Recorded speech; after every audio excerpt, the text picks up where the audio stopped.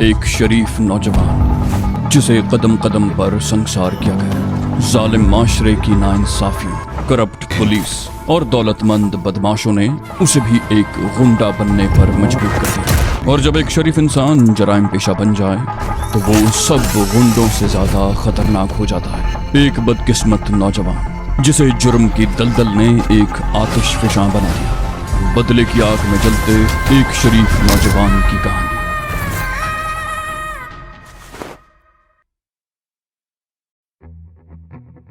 शारिक चाय पी रहा था कि मौलवी हमीद का वो मुलाजिम आ गया जो उसकी अदम मौजूदगी में काउंटर संभाला करता था। मौलवी हमीद शायद किसी काम से गया हुआ था।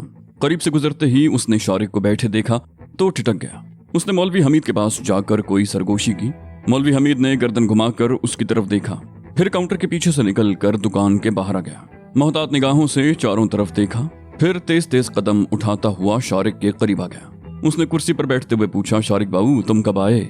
शारिक ने मुस्कुराते हुए कहा, बस थोड़ी देर पहले ही आया हूँ। धंधा कैसा है तुम्हारा?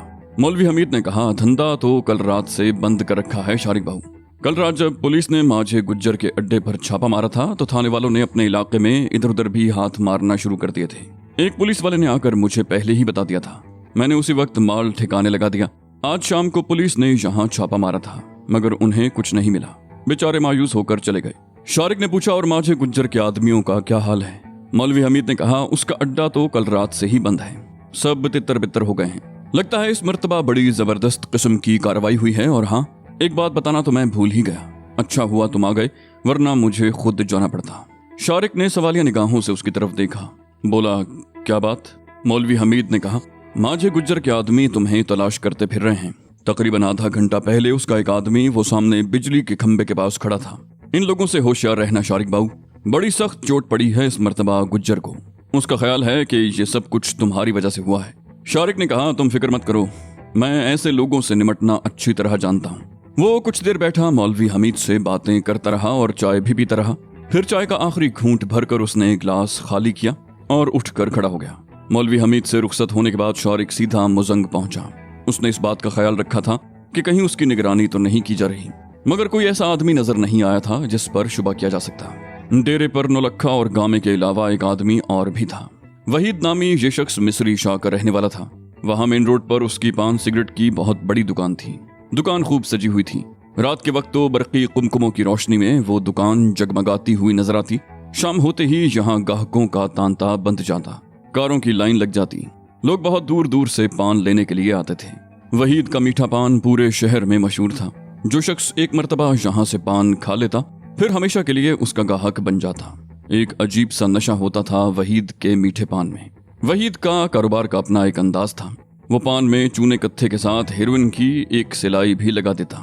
यही वजह थी कि कोई शख्स एक मर्तबा यहाँ का पान खाने के बाद किसी और दुकान पर नहीं जाता था। पान के अलावा वहीद का हेरोइन का भी धंधा था। वो हेरोइन की फरोख्त के सिलसिले में मिस्री शाह के अलावा काचुपुरा और दसनपुरा के इलाकों को भी कवर करता था। उसके कारिंदे उन इलाकों में फैले हुए थे। वहीद पहले माझे गुज्जर से माल लेता था, लेकिन चंद रोज से वो शारिक के अड्डे से माल लेने लगा था। शारिक को उस पर शुबा था क्योंकि वहीद की माझे गुज्जर से कोई अनबन नहीं हुई थी। बिला वजह किसी को छोड़ देने वाली बात शारिक की समझ में नहीं आई थी। इसलिए उसने गामे और दूसरे आदमियों को भी हिदायत की थी कि वहीद से लेन देन करते वक्त मोहतात रहें। और अब रात 12 बजे वहीद को अपने डेरे पर देखकर वो चौंके बगैर न रह सका। वहीद ने अलग सलग के बाद कहा, शारिक बाबू, मैं 9 बजे से यहाँ बैठा हुआ हूँ, लेकिन अपना ये गामा पहलवान परों पर पानी ही नहीं पड़ने देता। कह रहा है कि एक पुड़िया भी नहीं है। शारिक ने कहा, ठीक ही कह रहा है, अगर माल होता तो तुम्हें जरूर मिल जाता।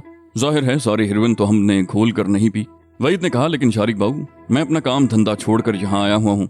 तुम्हें अंदाजा है मेरा कितना नुकसान हो गया होगा। थोड़ा बहुत ही माल दे दो। शारिक बोला, तुम रोजाना हजारों रुपए सिर्फ पान से कमाते हो। तुम्हारी अदम मौजूदगी में तुम्हारे 4 आदमी अब भी दुकान पर बैठे धंधा कर रहे हैं, लेकिन बिलफर्ज एक दिन तुमने धंधा नहीं भी किया तो दुबले नहीं हो जाओगे। शहर के हालात देख रहे हो, माझे का अड्डा बंद हो चुका है। शहर में हर जगह छापे पड़ रहे हैं। इस वक्त माल होता तो भी हम किसी को न देते, लेकिन गामा ठीक कह रहा है कि एक पुड़िया भी नहीं है। 1-2 दिन सब्र कर लो, माल आ जाएगा तो निकाल लेना कसर। वहीद बोला, शारिक बाबू, अगर दाम बढ़ाकर माल बेचना चाहते हो तो मैं उसके लिए भी तैयार हूँ। शारिक ने मुस्कुराते हुए कहा, नहीं मेरे दोस्त, माल है ही नहीं, इसलिए दाम बढ़ाने का सवाल ही पैदा नहीं होता। अब तुम जा सकते हो। मुझे इनसे कुछ जरूरी बातें करनी हैं और वापस भी जाना है। वहीद चंद लम्हे उसकी तरफ देखता रहा, फिर मुंह लटकाए वापस चला गया। शारिक ने आते हुए गेट के अंदर की तरफ उसकी मोटरसाइकिल देख ली थी। कुछ ही देर के बाद मोटरसाइकिल स्टार्ट होने की आवाज सुनाई दी। शारिक ने पूछा, यहाँ तुम्हारे अलावा और कौन है? गामे ने कहा, सिराज कोचवान है, उसकी घोड़ी आज बीमार हो गई है, वो तांगा लेकर नहीं गया, मजार के सामने वाले चबूतरे पर सो रहा है। शारिक ने कहा, उसे जाओ और कहो कि अहाते का फाटक बंद कर दे या वहीं चारपाई डालकर लेट जाए, किसी को अंदर न आने दे। गामे ने पूछा, खैर है? शारिक ने कहा, हाँ खैर ही है, शहर के हालात अच्छे नहीं हैं, जगह जगह छापे मारे जा रहे हैं, 1-2 दिन अपना कारोबार बंद रखो। गामे ने कहा, आज शाम को थाने के एक आदमी ने आकर बता दिया था कि 1-2 दिन में यहाँ किसी भी वक्त छापा पड़ सकता है। मैंने इसीलिए धंधा बंद करके सब कुछ यहाँ से हटा दिया है। वहीद को भी मैंने इसीलिए इनकार कर दिया था। शारिक ने पूछा, बहुत अच्छा किया तुमने। थाने से कौन आया था? गामे ने बताया, कांस्टेबल फजलदीन। उसे SHO ने भेजा था कि मनशियात के अड्डों के खिलाफ कार्रवाई बहुत ऊपर से हो रही है, इसलिए हम 2-3 दिन अपना काम बंद रखें। शारिक ने कहा, ठीक है, जाओ सिराज को जगाकर फाटक पर भेज दो। गामा कमरे से निकलकर बाहर चला गया। शारिक नौलखे की तरफ मुतवज्जे हो गया, जो मुंह लटकाए बैठा था। शारिक ने पूछा, तुम्हें क्या हुआ है नौलखे? नौलखे ने कहा, गड़बड़ हो गई है शारिक बाबू, पुलिस ने नासिर अली को हिरासत में ले लिया है। शारिक ने उलझी हुई नजरों से उसकी तरफ देखा। बोला, नासिर अली कौन है? नौलखे ने कहा, मेरा बहनोई, चुबुर्जी क्वार्टर्स वाला, जहां समीना ने रात गुजारी थी। शारिक के मुंह से बेख्तियार निकला, ओ, पुलिस को उसके बारे में कैसे पता चला? नौलखा बोला, समीना के बाप ने पुलिस को रिपोर्ट लिखवा रखी थी। पुलिस उसी रोज से तफ्तीश कर रही थी कि उस रोज उस वक्त टैक्सी किसके घर आई थी। तुम जानते हो उस कॉलोनी में क्वार्टर्स की तादाद भी ज्यादा नहीं है। पुलिस आज नासिर अली के घर तक पहुंच गई। उनके सामने वाले क्वार्टर्स में रहने वाली औरत ने भी पुलिस को बता दिया था कि उसने एक चादरपोश औरत को एक आदमी के साथ नासिर अली के घर से निकलते देखा। आदमी का जो हुलिया उसने बताया था वो मेरा है, और समीना का बाप भी पुलिस को मेरा हुलिया बता चुका है। शारिक ने कहा, ओह, ये तो बहुत बुरा हुआ। कब की बात है ये? नौलखा बोला, आज शाम 5 बजे की। आज शाम 7 बजे मैं छुप छुपा कर नासिर अली के घर चला गया था। मेरी बहन कुलसूम का तो रो रो कर बुरा हाल हो रहा था। नासिर अली की नौकरी भी चली जाएगी और जिल्लत रुसवाई अलग होगी। मैंने कुलसूम से वादा किया है कि नासिर सुबह से पहले पहले घर वापस आ जाएगा। शारिक ने कहा, फिक्र मत करो, वो सुबह से पहले पहले घर वापस पहुंच जाएगा। इसी दौरान गामा भी आ गया। गामे ने कहा, एक और बात बताना तो भूल ही गया शारिक बाबू। शारिक कुछ कहने की बजाय सवालिया निगाहों से उसकी तरफ देखने लगा। गामे ने बात जारी रखते हुए कहा, आज दिन में माझे गुज्जर के 2 आदमियों को इस तरफ घूमते हुए देखा गया था। मुझे उनके इरादे कुछ अच्छे नहीं लगते थे। मैंने भी 3 कोचवान भेज दिए जो उनके आसपास घूमने लगे। वो दोनों समझ गए और खामोशी से इस इलाके से निकल गए। शारिक बोला, 1-2 आदमी यहाँ अपने पास रखो। माझा गुज्जर ताक में है, वो किसी भी वक्त कुछ भी कर सकता है, लेकिन अभी तो तुम मेरे साथ चलो और कुछ रकम ले लो। गामे ने पूछा, रकम तो मेरी जेब में है शारिक बाबू, कहाँ जाना है? शारिक ने जवाब दिया, थाने। नौलखे के बहनोई को पुलिस ने एक झूठे इल्जाम में पकड़ लिया है, उसे छुड़ा कर लाना है। नौलखा एकदम उठ गया, बोला, मैं भी चलूं शारिक बाबू? शारिक ने नफी में सर हिलाया, बोला, नहीं, कहीं ऐसा ना हो कि पुलिस तुम्हारे बहनोई को छोड़ दे और तुम्हें अपना मेहमान बना ले। तुम यहीं बैठे रहो, हम ज्यादा से ज्यादा 2-2.5 घंटों में आ जाएंगे। शारिक गामे को लेकर अहाते से निकल गया। चौक पर 2-3 टैक्सियां खड़ी थीं, 2-3 रिक्शे भी थे। शारिक एक टैक्सी में पिछली सीट पर बैठ गया, गामा अगली सीट पर बैठा। शारिक ने ड्राइवर को बता दिया था कि उन्हें कहाँ जाना है। मुतल्लिका थाने पहुंचने में उन्हें ज्यादा देर न लगी, लेकिन SHO उस वक्त मौजूद नहीं था। वो पार्टी के साथ गश्त पर गया हुआ था। शारिक ने टैक्सी को रोक लिया था और खुद गामे के साथ मुहर्रर के कमरे में आकर बैठ गया। SHO तकरीबन आधे घंटे के बाद आया। वो 2 ऐसे आदमियों को भी पकड़ लाए थे जो उनकी नजरों में मशकूक थे। उनमें एक तो वाकई मशकूक लगता था, लेकिन दूसरा चेहरे और लिबास से कोई शरीफ आदमी ही लगता था, और वो खासा खौफजदा था। SHO ने उन दोनों आदमियों के बारे में अपने मातहतों को कुछ हिदायत दी और अपने कमरे में आ गया। गामा और शारिक भी उसके पीछे ही कमरे में दाखिल हुए। SHO ने उनकी तरफ देखा और फिर शारिक के चेहरे पर नजर पड़ते ही चौंक गया। SHO उसके चेहरे पर नजरें जमाते हुए बोला, तुम्हें यहाँ देखकर मुझे हैरत हो रही है मिस्टर शारिक। शारिक ने मुस्कुराते हुए कहा, अच्छा हुआ तुमने मुझे पहचान लिया, वरना तारुफ करवाने में कुछ वक्त जाया हो जाता। SHO ने कहा, आपको कौन नहीं पहचानता, कहिए इस वक्त कैसे जहमत की। शारिक ने कहा, तुम्हारे आदमी आज शाम एक शरीफ आदमी को पकड़ लाए हैं, इसी सिलसिले में आया हूँ और उसे साथ लेकर जाऊंगा। ये कहकर शारिक ने उसे नासिर अली के बारे में बताया। SHO बोला, लेकिन वो तो एक लड़की के इगवा में मुलव्विस है। और शारिक ने उसकी बात काट दी, बोला, ये सब झूठ है, वो एक सरकारी मुलाजिम है और बहुत शरीफ आदमी है। तुम मोहल्ले वालों से इसकी तस्दीक कर सकते हो। उसके खिलाफ ये सब कुछ किसी दुश्मनी की बिना पर किया गया है। अगर उसके खिलाफ केस दर्ज हो गया तो उसकी न सिर्फ नौकरी जाएगी बल्कि उसकी इज्जत भी खाक में मिल जाएगी। शारिक ने कहते हुए गामे की तरफ देखा। उसने कमीज के अंदर जेब में हाथ डालकर नोटों का एक बंडल निकाल कर मेज पर रख दिया। शारिक ने वो बंडल एसएचओ की तरफ सरका दिया। बोला, ये 10,000 है और मेरा ख्याल है उस शरीफ आदमी को यहाँ रोके रखने का अब कोई जवाज नहीं। एसएचओ बोला, उसकी शराफत में तो कोई शुबा नहीं है। मोहल्ले के बहुत से लोगों ने उसके बारे में बताया है कि वो वाकई बहुत शरीफ आदमी है, लेकिन लड़की के अगवा में। शारिक ने उसकी बात काटी। बोला, किसी को गलत फहमी भी हो सकती है। एसएचओ ने मानी खेज अंदाज में मुस्कुराते हुए उसकी तरफ देखा। बोला, लेकिन मैं ये पूछना चाहता हूँ कि नासिर अली से आपका क्या ताल्लुक है? शारिक बोला, क्या मेरा शरीफ लोगों से कोई ताल्लुक नहीं हो सकता? बहरहाल तकरीबन 1 घंटे के बाद शारिक और गामा थाने से निकले तो नासिर अली भी उनके साथ था। नासिर अली हैरान था कि ये फरिश्ते कौन हैं जो उसे पुलिस के शिकंजे से छुड़ा कर ले जा रहे हैं। बाहर टैक्सी मौजूद थी। वो तीनों टैक्सी में बैठ गए। पहले नासिर अली को उसके घर छोड़ा गया और फिर वो दोनों अपने डेरे पर पहुंच गए। नौलखे को जब पता चला कि नासिर अली घर पहुंच गया है तो वो बहुत खुश हुआ। बोला, ये तो तुमने बड़ी नेकी का काम किया है शारिक बाबू। कुलसूम और नासिर तुम्हें जिंदगी भर दुआएं देते रहेंगे। और हाँ, ये बताओ कि पुलिस दोबारा तो नासिर अली को परेशान नहीं करेगी? शारिक ने कहा, बिल्कुल नहीं। अगर कोई ऐसी बात हुई भी तो निपट लिया जाएगा। तुम्हें परेशान होने की जरूरत नहीं है। और एक बात का तुम भी ख्याल रखना, कुछ दिन के लिए उस तरफ मत जाना। अगर किसी ने तुम्हें पहचान लिया तो नासिर और तुम्हारी बहन के लिए मुश्किलात पैदा हो सकती हैं। नौलखे ने कहा, नहीं जाऊंगा शारिक बाबू। शारिक ने घड़ी देखी। उस वक्त 3:15 बज रहे थे। समीना उस वक्त गहरी नींद सो रही होगी। उसे परेशान करना मुनासिब नहीं था, इसलिए शारिक ने रात का बकिया हिस्सा डेरे में ही गुजारने का फैसला कर लिया। वो नौलखे के करीब ही दरी पर लेट गया। कुछ देर तक वो बातें करते रहे और फिर शारिक की आंखें बंद होने लगी। सुबह 6 बजे शारिक की आंख खुल गई। उसने कमरे से निकलकर नलके से मुंह हाथ धोया और गामे को कुछ हिदायत देता हुआ फाटक की तरफ चल पड़ा। बोला, मैं शाम को आऊंगा, ख्याल रखना कोई मुश्तबा आदमी तवेले में ना आने पाए। गामे ने कहा, इस तरफ से तो तुम बेफिक्र ही रहो शारिक बाबू, लेकिन एक कप चाय तो पी लो। सुबह सुबह खाली पेट निकलना अच्छा नहीं है। शारिक बोला, अच्छा ठीक है, जाओ चाय ले आओ। शारिक दोबारा कमरे में जाने की बजाय वहीं एक टूटी हुई कुर्सी पर बैठ गया। थोड़ी देर के बाद गामा होटल से चाय लेकर आ गया। नौलखा अभी तक सो रहा था। वो दोनों वहीं बैठे चाय पीते और बातें करते रहे। चाय खत्म करके शारिक जाने के लिए उठ गया। बाहर सड़क पर आते ही उसे रक्षा मिल गया। घर के बाहर सड़क पर उसने रक्षा छोड़ दिया। एक बेकरी से डबल रोटी और अंडे वगैरह खरीदे और गली में मुड़ गया। अपने मकान के सामने पहुंचकर उसने बड़ी आहिस्तगी से बाहर का गेट खोला और बरामदे में दाखिल होकर दरवाजे पर हल्की सी दस्तक दी। दरवाजा फौरन ही खुल गया। उस वक्त 7 बज चुके थे और शारिक का ख्याल था कि समीना जल्दी जाग गई होगी, लेकिन उसने दरवाजे के अंदर दाखिल होकर जैसे ही समीना के चेहरे को देखा, बुरी तरह चौंक गया। उसका चेहरा सुता हुआ और आंखें सुर्ख हो रही थीं। साफ जाहिर हो रहा था कि वो रात भर नहीं सोई थी और मुमकिन है वो रोई भी हो। शारिक ने उसे घूरते हुए कहा, अरे लगता है तुम रात को सोई नहीं हो। समीना बोली, मुझे डर लग रहा था, नींद नहीं आ सकी और फिर तुम कहकर गए थे कि थोड़ी देर में वापस आ जाओगे। मैंने सोचा कि अगर मैं सो गई तो तुम दरवाजा खटखटाते रहोगे। शारिक के मुंह से बेख्तियार गहरा सांस निकला। बोला, ओह, मैं आ तो जाता मगर एक गड़बड़ हो गई थी। वो चंद लम्हे खामोश हुआ, फिर बात जारी रखते हुए बोला, कल शाम पुलिस ने नौलखे के बहनोई नासिर अली को पकड़ लिया था। उन्हें शुबा था कि तुम नासिर अली के घर में थी और नौलखा तुम्हें वहीं से लेकर गया था। समीना चौंक गई। ओह, फिर क्या हुआ? कुलसूम और नासिर अली तो बहुत शरीफ लोग हैं। शारिक ने मुस्कुराते हुए कहा, होना क्या था, पुलिस को चढ़ावा चढ़ाना पड़ा। रात 3 बजे नासिर को उसके घर पहुंचा दिया। शारिक ने अभी तक वो शॉपिंग बैग उठा रखा था जिसमें डबल रोटी और अंडे वगैरह थे। वो शॉपिंग बैग समीना की तरफ बढ़ाते हुए बोला, नाश्ता बनाओ, रात भर की भाग दौड़ से बड़े जोर की भूख लग रही है।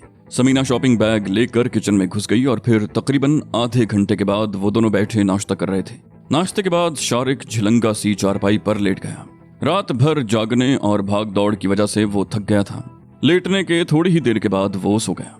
समीना ने बर्तन वगैरह धोकर रख दी। वो भी रात को एक लम्हा न सो सकी थी। उसकी आंखों में उस वक्त शदीद जलन हो रही थी। वो कुछ देर शारिक की तरफ देखती रही, फिर कमरे में आकर बिस्तर पर लेट गई। वो काफी देर तक बिस्तर पर करवटें बदलती रही, फिर बिलाखिर वो भी नींद की आगोश में पहुंच गई। समीना गहरी नींद में थी। वो शायद कोई ख्वाब देख रही थी, बड़ा भयानक ख्वाब। खूनी भेड़िए उसका पीछा कर रहे थे। वो उनसे बचने के लिए दौड़ रही थी। भेड़िए उसके ताक़ुब में थे। वो बेतहाशा दौड़ती रही। बिलाखिर उसे ठोकर लगी और वो गिर गई। इससे पहले कि वो संभल सकती, एक भेड़िए ने उसे दबोच लिया।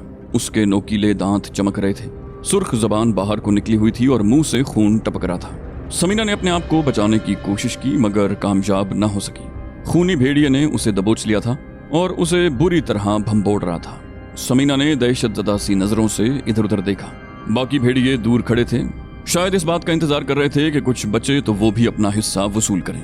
वो खूंखार भेड़िया समीना को भंबोड़ रहा था। भेड़िया उसके सीने पर सवार था जिसने उसे दबोच रखा था। समीना के सीने पर बोझ बढ़ता जा रहा था। उसका दम घुटने लगा और फिर दफतन उसके मुंह से चीख निकल गई। समीना की आंख खुल गई। उसका सांस अब भी घुट रहा था। उसकी आंखें दहशत से फैलती चली गईं।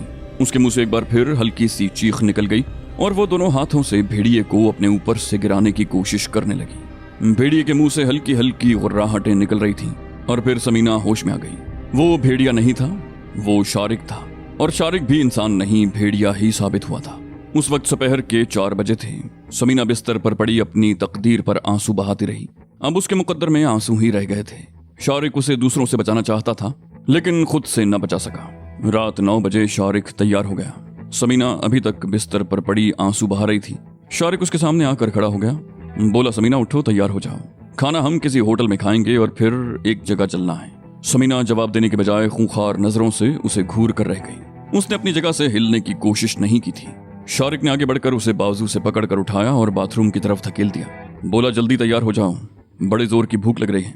समीना को तैयार होने में 1 घंटा लगा। उसका बाहर जाने को दिल नहीं चाह रहा था लेकिन शारिक उसे जबरदस्ती अपने साथ ले जा रहा था। उन्होंने गुलबर में वाक़े कबाबिश में खाना खाया। एक बहुत बड़े बंगले में वाक़े कबाबिश एक बहुत बड़ी सियासी शख्सियत की मिल्कियत थी। यहाँ सिर्फ ऊंचे तबके के लोग ही आते थे। कबाबिश के सामने सड़क पर दूर तक कारों की लाइन लगी हुई थी। बहुत से लोग कारों ही में बैठे खा पी रहे थे। कई बावर्दी वेटर बड़ी मुस्तैदी से इधर उधर दौड़े फिर रहे थे। जब वो दोनों खाना खाकर वहां से रुखसत हुए तो 11 बज रहे थे। उन्हें कबाबिश के सामने ही एक रक्षा मिल गया था। शारिक ने समीना के साथ रक्षे में बैठते हुए ड्राइवर को लिबर्टी मार्केट चलने को कहा था। समीना बिल्कुल खामोश थी। उसने ये भी पूछने की जरूरत नहीं समझी थी कि वो लिबर्टी क्यों जा रहा है। वो खामोशी से बैठी रही। उसे अब उससे कोई गरज नहीं रही थी कि शारिक उसे कहाँ ले जाता है। सड़क पर सन्नाटा था। कभी कभार कोई गाड़ी गुजरती हुई नजर आ जाती। अगला ट्रैफिक सिग्नल पार करने के थोड़ी ही देर के बाद पीछे से आने वाली एक तेज रफ्तार कार रक्षे से आगे निकलकर इस तरह रुक गई कि रक्षा ड्राइवर को रक्षा रोकना पड़ा। इस तरह अचानक ब्रेक लगाने से रक्षा उलटते उलटते बचा। इससे पहले कि समीना या शारिक कुछ समझ सकते, कार में से 3 आदमी उतरे और उन्होंने दौड़कर रक्षे को घेरे में ले लिया। उन तीनों के हाथ में पिस्तौल थे। एक आदमी ने गुर्राते हुए कहा, नीचे उतरो।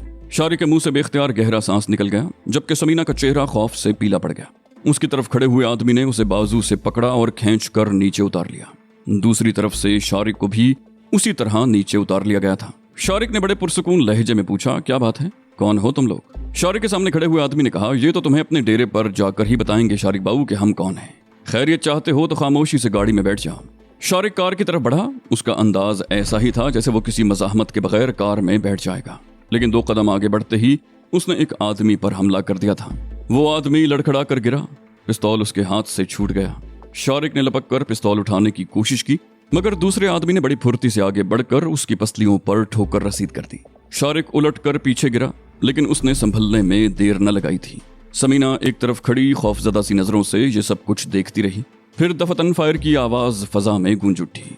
समीना ने चीखते हुए एक तरफ दौड़ लगा दी, लेकिन वो चंद गज से ज्यादा दूर न जा सकी थी। एक आदमी ने दौड़कर उसे दबोच लिया। गोली शारिक के बाजू में लगी थी जो उसके हरीफ ने चलाई थी। गोली लगने के बावजूद उसने हिम्मत नहीं हारी और उनका मुकाबला करने की कोशिश करता रहा। इसी दौरान एक और फायर हुआ। दरअसल शारिक अपने हरीफ से पिस्तौल छीनने की कोशिश कर रहा था। इसी दौरान पिस्तौल का ट्रिगर दब गया। पिस्तौल का रुख उस आदमी की तरफ था। गोली उसकी पेशानी पर लगी। वो मुंह से आवाज निकाले बगैर ढेर हो गया। शारिक ने इधर उधर देखा। समीना उसे नजर नहीं आई। शायद वो किसी तरफ भाग गई थी। दूसरे ही लम्हे शारिक ने भी एक तरफ दौड़ लगा दी। वो एक बंगले की दीवार पर चढ़ा ही था कि एक और फायर हुआ। गोली शारिक के हाथ के करीब दीवार पर लगी। दूसरे ही लम्हे उसने दीवार से छलांग लगा दी और बंगले के लॉन में एक तरफ दौड़ लगा दी। समीना अपने आप को उस आदमी की गिरफ्त से छुड़ाने की कोशिश कर रही थी, लेकिन वो आदमी उसे घसीटता हुआ कार के करीब ले आया। उसका एक आदमी मारा गया था। रक्षा ड्राइवर कहीं गायब हो गया था। उस आदमी ने समीना को घसीट कर कार में डाल दिया। दूसरा आदमी भी कार में बैठ गया। समीना उन दोनों के दरमियान सैंडविच बनकर रह गई थी। गाड़ी का इंजन स्टार्ट था और ड्राइवर स्टीयरिंग के सामने बैठा हुआ था। उसने एक झटके से गाड़ी आगे बढ़ा दी। उन्होंने अपने साथी की लाश उठाने तक की जरूरत महसूस नहीं की थी। समीना उन दोनों के दरमियान सैंडविच बनी बैठी थी। उसका चेहरा खौफ से जर्द हो रहा था और जिस्म हौले हौले कांप रहा था। कार तेज रफ्तारी से मुख्तलिफ सड़कों पर दौड़ती रही। समीना उन दोनों के दरमियान फंसी बैठी थी। खौफ की शिद्दत से उसकी हालत बुरी हो रही थी। उसका दिल इस तरह धड़क रहा था जैसे पसलियां तोड़कर बाहर निकल आएगा। वो अपने आप में बिल्कुल सिमटी हुई थी। उन दोनों ने उसे दोनों तरफ से दबा रखा था। उन दोनों के चेहरे बड़े खौफनाक थे। उनके खतरनाक होने का अंदाजा इस बात से लगाया जा सकता था कि उन्होंने सड़क पर उनका रक्षा रोककर उन्हें अगवा करने की कोशिश की थी। उन्होंने पिस्तौल इस्तेमाल करने में भी किसी झिझक का मुजाहरा नहीं किया था। उनका एक आदमी मारा गया था। समीना को यह मालूम नहीं था कि वो आदमी शौरिक के हाथों मरा था या उन्हीं में से किसी के हाथों। इतना वो जानती थी कि शौरिक के पास पिस्तौल वगैरह नहीं था। हो सकता है गोली शौरिक पर चलाई गई हो और जद में उनका अपना ही आदमी आ गया हो, लेकिन ये तय था कि ये लोग बहुत ही बेरहम और सफाक थे। किसी इंसान की जिंदगी उनके नजदीक कोई अहमियत नहीं रखती थी। वो अपने साथी की लाश भी सड़क पर पड़ी छोड़ आए थे। समीना ने फायरिंग में शौरिक की चीख की आवाज भी सुनी थी। गालिबन उसे गोली लगी थी लेकिन वो भाग गया था। लेकिन समीना को इस बात पर बड़ी हैरत हुई थी कि उससे मोहब्बत और तहफ़्फ़ुज़ फराहम करने के दावे करने वाला उसकी परवाह किए बगैर भाग निकला था। उसे ये एहसास भी नहीं रहा था कि समीना को कातिलों के रहमो करम पर छोड़कर जा रहा है। वो बड़ी बहादुरी के दावे करता था, लेकिन मौका पड़ते ही बुज़दिलों की तरह भाग निकला।